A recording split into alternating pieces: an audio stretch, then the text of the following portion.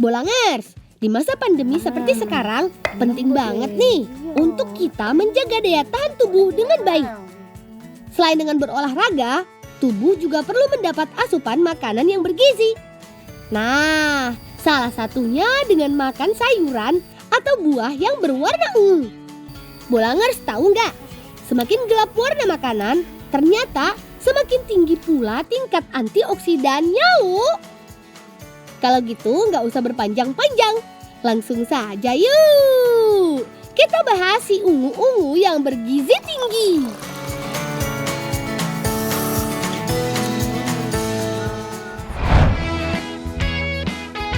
Ubi ungu.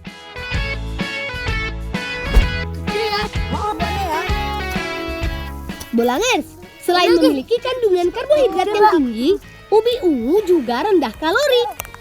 Vitamin A, B, dan C ubi ungu juga lebih tinggi dibanding dengan kentang. Ubi ungu dapat dipanen ketika sudah berumur 3,5 sampai 4 bulan tanam. Nah, di masa pandemi seperti sekarang, permintaan ubi ungu dari luar negeri cukup tinggi loh. Makanya si ungu ini juga bernilai ekonomi tinggi. Di Desa Talang, Kecamatan Jogorogo, Kabupaten Ngawi, Jawa Timur, ubi ungu diolah jadi cemilan yang enak tenan loh. Karena memiliki tekstur yang lembab, ubi ungu cocok dibuat menjadi getuk. Kupas kulit ari ubi, cuci sampai bersih, lalu kukus kurang lebih 20 menit. Paling setengah jam nih.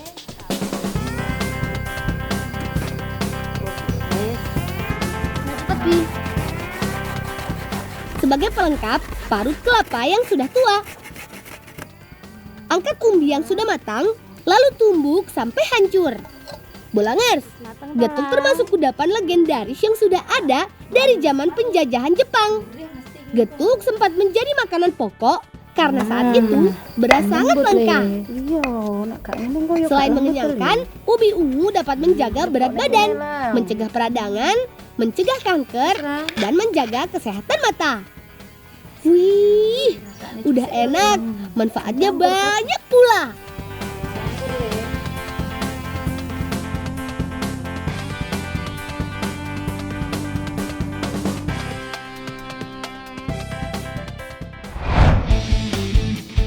Duet, si ungu penghilang sakit perut.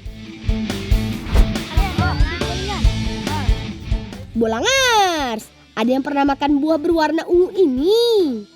Duet biasa disebut jamblang atau anggur Jawa. Duet termasuk ke dalam tanaman langka karena biasa tumbuh liar di sekitar kebun atau perbukitan. Buah yang mirip anggur ini punya rasa yang sepat, manis, dan sedikit asam. Buah yang matang biasanya berwarna ungu kehitaman dan mulai berbuah banyak ketika musim kemarau tiba. Walaupun sering diabaikan dan kurang diminati, buah duet atau jamblang punya banyak manfaat loh. Misalnya saja untuk menambah sel darah merah, mengurangi jerawat, menjaga kesehatan mata, mencegah infeksi, menjaga kesehatan jantung, dan mengobati diabetes. Gak cuma itu khasiat si duet. Kalau Bolangers sakit perut, bisa juga loh diobati memakai duet. Pisahkan buah duet dari bijinya. Masak sampai menjadi bubur. Duet yang sudah berubah menjadi bubur ini dimasak lagi dengan cara ditim. Ingat, ditim berbeda dengan dikukus ya. Mengetim dilakukan dengan cara merendam wadah di atas air yang sudah dididihkan. Buah duet sering dipakai sebagai pengobatan tradisional untuk mengatasi masalah pencernaan termasuk diare. Karena kandungan astrigennya yang bersifat antibakteri sehingga dapat menghambat bakteri dan mengurangi selaput lendir dalam usus.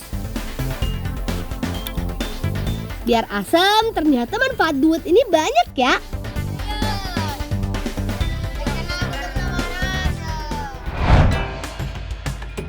Jagung ungu.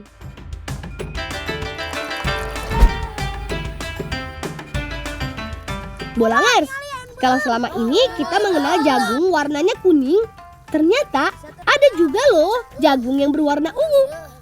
Jagung ungu memiliki tekstur yang pulen dan sedikit kenyal. Warna ungu di dalam jagung memiliki kandungan zat antosianin yang bersifat sebagai antioksidan untuk mencegah terjadinya penyakit penyumbatan pembuluh darah. Jagung berwarna ungu ini berasal dari perkawinan silang berbagai jenis jagung yang memerlukan waktu bertahun-tahun. Selain dijadikan cemilan dan kue, jagung ungu juga bisa jadi minuman kesehatan yang bermanfaat untuk penderita kanker. Oh iya Bolangers, minuman jagung berwarna ungu ini berasal dari Peru. Namanya Chicha Morada. Masyarakat Peru juga sering sekali meminumnya sebagai pengganti minuman bersoda. Bolangers juga bisa buat sendiri di rumah loh.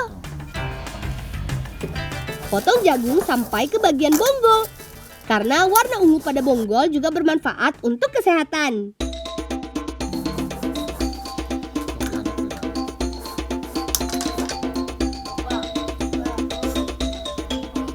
Tambahkan nanas, rebus sampai air berwarna ungu pekat. Jagung ungu juga bisa melindungi lambung, meningkatkan kemampuan penglihatan mata sebagai senyawa antiinflamasi dan melindungi otak dari kerusakan. Bisa juga untuk mencegah kegemukan, diabetes, dan meningkatkan kemampuan memori otak.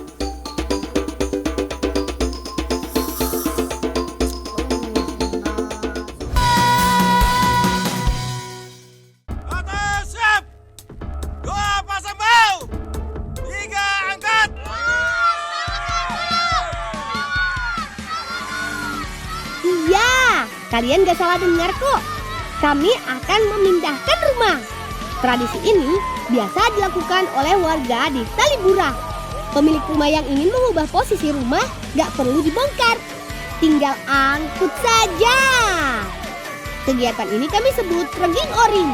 Memindah rumah biasanya dilakukan karena alasan keamanan, seperti menghindari abrasi laut atau karena sang pemilik rumah punya lahan atau tanah baru. Proses angkat rumah dipimpin oleh seorang ketua yang akan memberi aba-aba alias pemimpin acara. Semua sisi rumah termasuk bagian dalam dipanggul secara bersama-sama.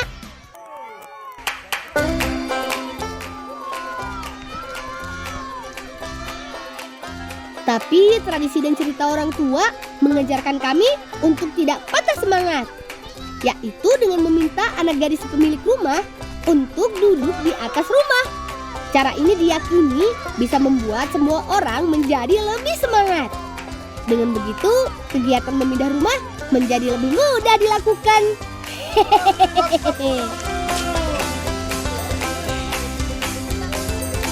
Setelah sampai di tempat tujuan, kami akan memasang batu penyangga tiang.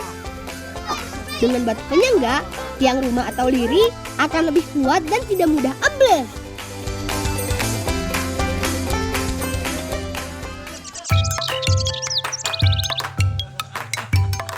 Orang baik atas orang sedang nambahi masa moga tidak ya. Setelah acara selesai, ada satu kegiatan lagi yang penting, yaitu makan bersama. Ini dia, hidangan tradisional yang punya rasa internasional. Ada pisang rebus dan sambal ikan asin. Ada juga kue bulat dan kue rambut. Aku suka banget kue rambut. Rasanya manis dan gurih banget.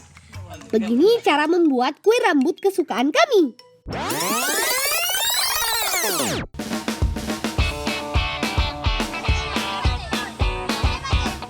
Sebelumnya, Bibi meminta kami menyiapkan daun kelor atau daun motong. Kata guruku, kelor punya banyak sekali manfaat. Salah satunya protein yang baik untuk tubuh. Kelor juga bikin tubuh jadi lebih kuat dan terjaga dari serangan penyakit. Nenek mau ita nulung karung gua kue kan penulung pawarna anu gelo. Selain itu, daun kelor juga bisa membuat tampilan kue menjadi lebih menarik. Begini cara membuat adonannya. Larutkan gula pasir dengan air. Tambahkan tepung beras, lalu aduk merata sampai kalis.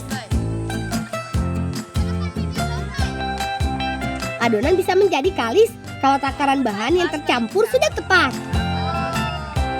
Seperti ini tandanya. Adonan tidak putus saat dituang. Kue dengan tampilan berwarna selalu berhasil menarik perhatian. Seperti ini nih. Keren kan teman? Warna hijau kami buat dari bahan daun kelor. Ungu dan kuning kami buat dari bahan ubi ungu dan kunyit. Cihoy! Adonan sudah siap nih. Yuk Bi, saatnya memasak. Kami membuat kue rambut menggunakan cetakan yang unik. Namanya korak atau tempurung. Dengan alat sederhana ini, adonan akan berubah menjadi bentuk helai yang panjang seperti rambut. Pantas saja diberi nama kue rambut. Ya, karena mirip rambut. Pada bagian bawah korak atau tempurung, sengaja dibuat lubang dengan ukuran yang sama besar. Adonan yang keluar dari korak akan langsung tertampung pada minyak yang panas. Dalam waktu singkat, adonan akan mengeras dan matang. Setelah itu, melipat kue rambut sampai rapi. Ini dia, kue rambut ala kami si Bolang Talibura. Jajanan nikmat yang gurih dan bikin nagih. Teman di rumah mau coba? Yuk, datang kemari.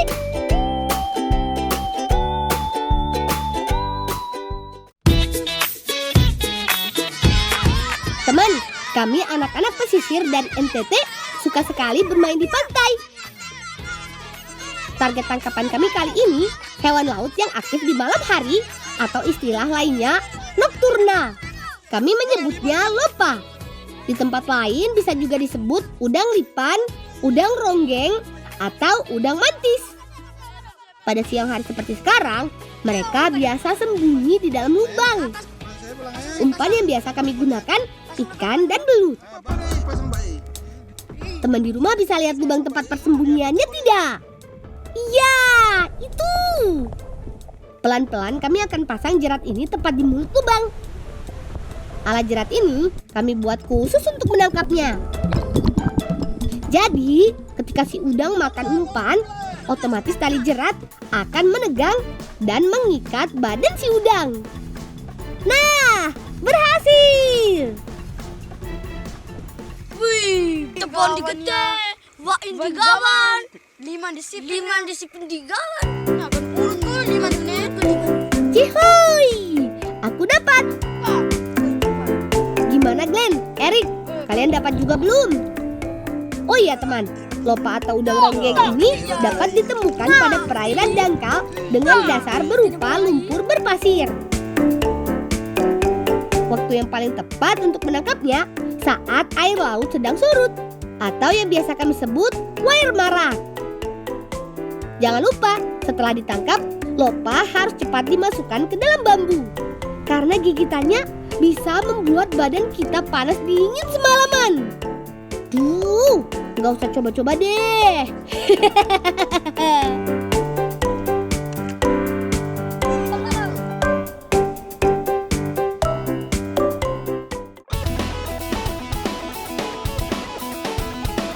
Teman, nenekku jago memasak dari bahan lopa. Namanya lopa isi. Bahannya sudah siap tuh. Ada lopa, tepung beras, bumbu dapur, telur ayam, tomat, dan cabai besar. Sebelumnya lopa harus direbus dulu. Tidak perlu lama, 20 menit sampai berubah menjadi merah dan kenyal.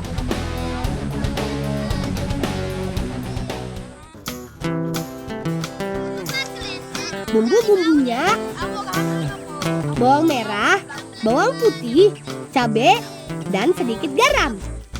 Selain bumbu halus, kakak juga membuat bumbu potong dari bahan tomat dan cabai besar. Oh iya, isian lopa kami kali ini tidak hanya daging udang saja, tapi ditambah dengan bahan lain. Jadi, kita keluarkan dulu daging lopanya yuk. Hati-hati, jangan sampai kulit dan badan lopanya terpotong ya teman. Cukup pisahkan saja antara daging lopa dan kulitnya seperti ini. Keladi yang sudah dikukus ini juga untuk bahan isian lopa.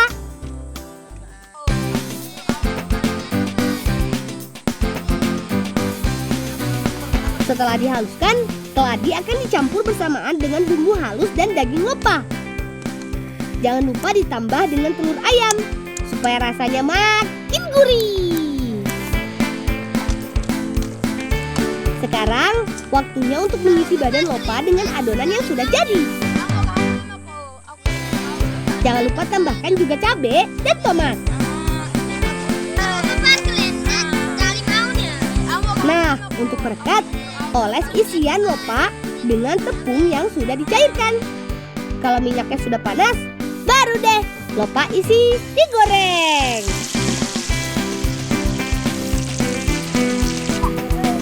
Nah, ini dia lopa isi menu makan siang lezat ala kami si Bolang Darat Pantai.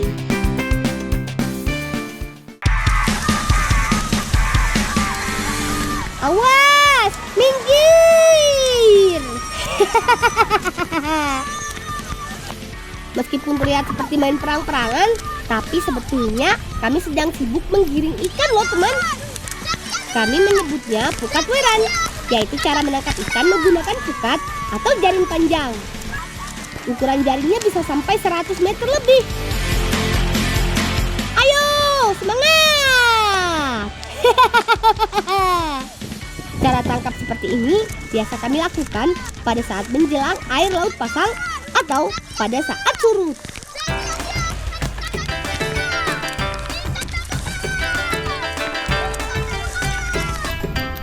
Perubahan ini biasanya menimbulkan arus bawah air. Akibatnya banyak ikan yang terseret bersama arah gerakan air. Sedikit lagi dan angkat. Hore, berhasil. Ini hasil tangkapan kami hari ini. Ada ikan hada atau baronang, ikan ketampang, dan beberapa jenis ikan karang lainnya.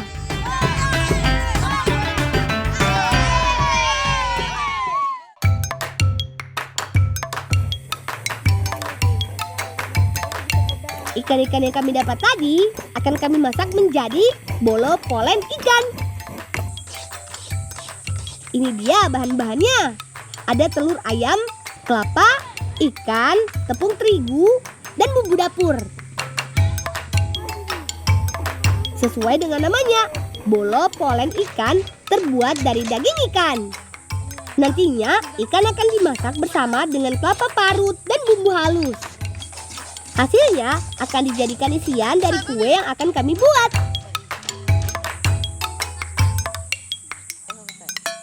Kulit atau pembungkus bolo polen terbuat dari adonan roti.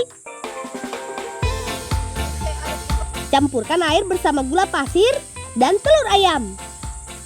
Kemudian aduk terus sampai mengembang. Tambahkan juga susu kental manis dan tepung terigu. Aduk lagi sampai adonan kalis dan padat. Biar semakin menarik, buat adonan dalam beberapa warna ya.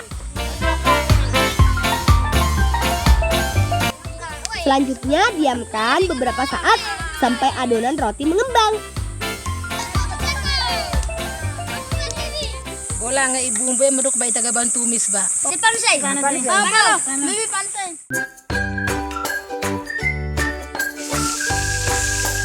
Untuk isiannya, sangrai bumbu halus, kemudian masukkan ikan dan parutan kelapa. Aduk terus sampai matang. Lalu angkat jika parutan kelapa berubah sedikit kekuningan.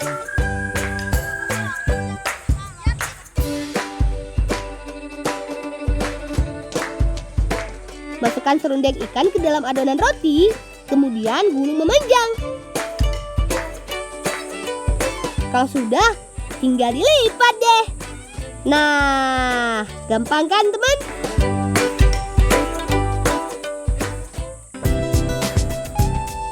Terakhir baru deh, bolo polen ikan digoreng. Untuk hasil maksimal, sebaiknya kue ini digoreng menggunakan api kecil supaya bagian kue bisa matang semua. Sreng, sreng, sreng. Jadi deh. Selamat makan. Aku suka banget. Rasanya enak dan manis. Plus ada rasa buah bidara yang segar dan krenyes-krenyes pas digigit. Mantap deh.